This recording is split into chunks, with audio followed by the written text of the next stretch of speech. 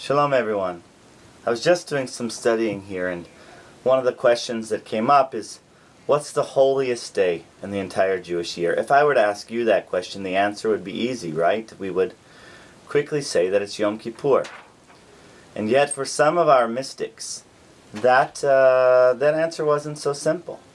You see, they suggest that it's during this time of the year, almost exactly on the other side of the calendar from Yom Kippur, that there's some holiness here that might be the source of all holiness.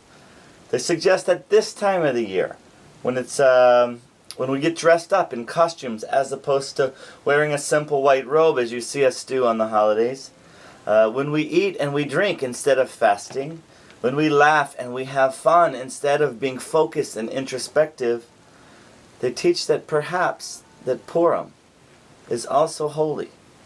You see, they learned this from the name Yom HaKippurim in Hebrew, right? Yom Kippur, Yom HaKippurim. They break it down into its parts. Yom meaning day, and Ke, that prefix Ke means like, and Purim is right in the name, right? Yom HaKippurim.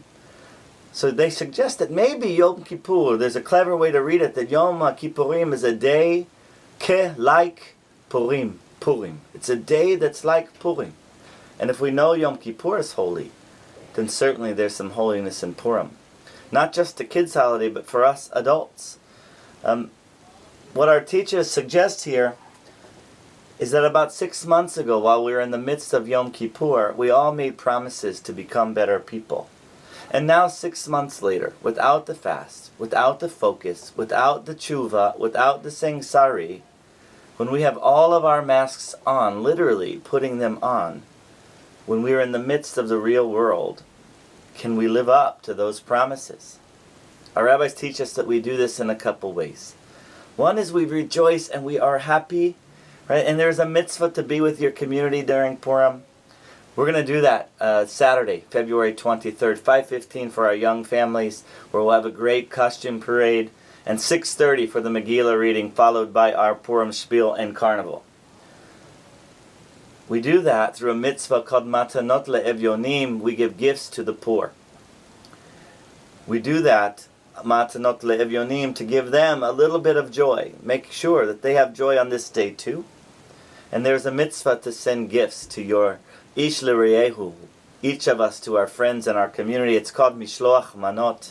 You can do that. You can fulfill that mitzvah by clicking the link at the end of this brief message. And this year it's a double mitzvah, not only sending to your synagogue community, but this year's focused on and supporting the state of Israel. So it's at this time during Purim that we often think of as a child's holiday.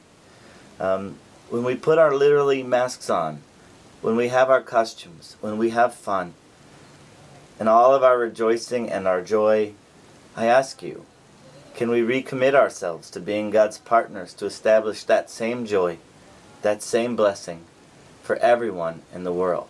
Can we be God's partner to letoken olam b'malchut shadai, right, to make the world a better place? I wish everyone a Chag Purim Sameach, sending blessings for a very, very happy Purim for everyone.